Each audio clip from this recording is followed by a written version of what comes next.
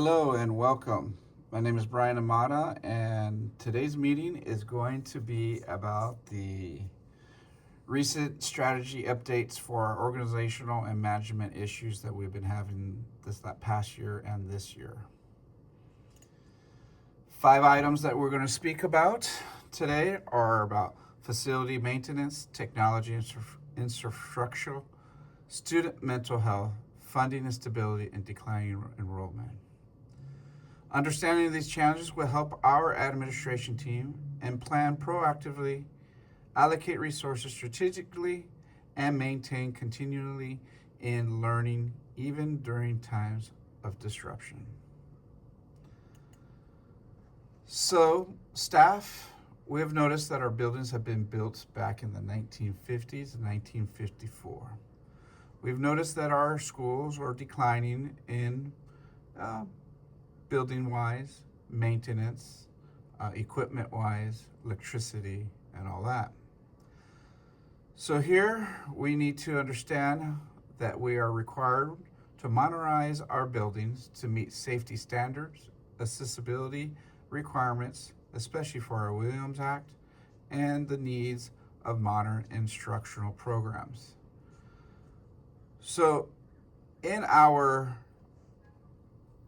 local high school, Bellflower has noticed that when heat has come, good old California, HVAC systems are crashing because they're overheating, roofs are bubbling and becoming problems in leakage, our plumbing is so old, and our electrical infrastructure is needing major updates, especially when we're updating to the new security systems of our programs that we're implementing, our high-end three-phase machines for wood shop, and so forth. So our team, we need to learn to collaborate with our facility departments to develop a long-term maintenance plan, to prioritize repairs and track the conditions of our school systems. So please remember, we need to fill out those forms, which we have emailed you, and they are called equipment maintenance logs, and we will be reviewing those on a quarter basis.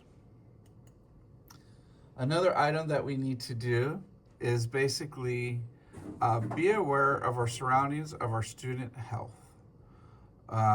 We have mental health needs and notice the higher levels of anxiety, depression, and behavior concerns among students.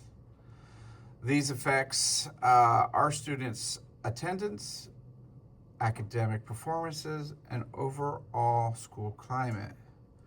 So as our administration team, we need to be working closely with our counselors, psychologists, and community agencies to provide early intervention and ongoing support.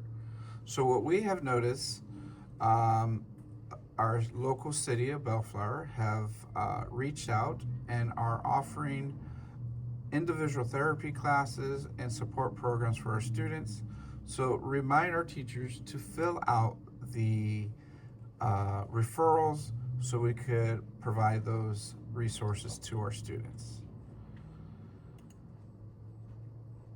The other item that's on our list, as you guys noticed this morning, we're 2 hours out of computers, and our data line has been interrupted by security of cyber attack. But we need to be able to manage our own networks, student devices, and learning platforms, and that's data security at all of our locations.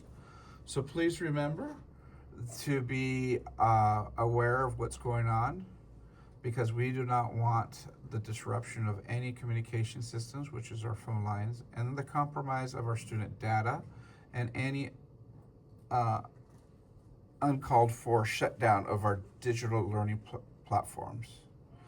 So our prevention that we are all going to do is to include a strong cybersecurity protocols more staff training, and coordinate response plans, so we could um, allocate necessary time to understand and to gather that information, so we could stop these situations happening. Um, so district leaders, we must work closely with our technology teams to monitor the systems, update softwares, and protect the sensitive information while maintaining uninterrupted access to the digital learning tools. So please, admin team, remember, ensure students have equitable access to the device and reliable internet connectivity while supporting digital instruction.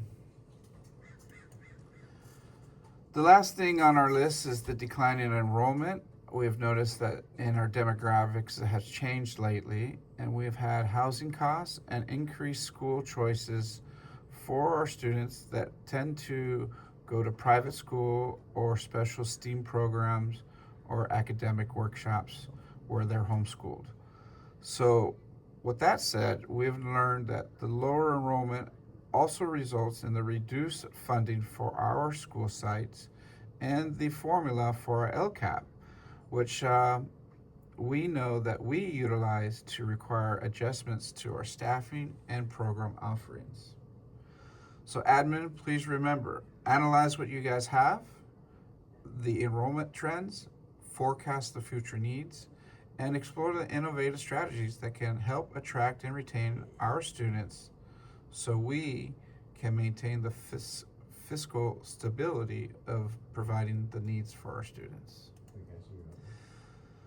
So, most of our school districts are public, or most of our schools here, we have 15 schools that are public, and we receive everything through our LCAP formula. So, be aware and try to find ways to help us allocate our resources wisely so we can provide student needs funding for levels that fluctuate depending on the state revenues and enrollment trends. So we got to be aware of that and depend on this last step. So with all these concerns and strategies, we need to depend on the function of our department chairs. With this, we can help administrators protect instructional time, support staff, and ensure the students continue to receive high quality educational experiences. So what we need to do is to continue our monthly PLC meetings, quarterly reports, materials lists per course, budget updates, semester wish list, and inventory. So again, administration team, please remember to communicate between all counterparts, request ample of time for your resources, and provide solutions and data to ensure quick response. So let you guys know that teachers and department chairs continue planning, organizing, delegating, and leading, and observation.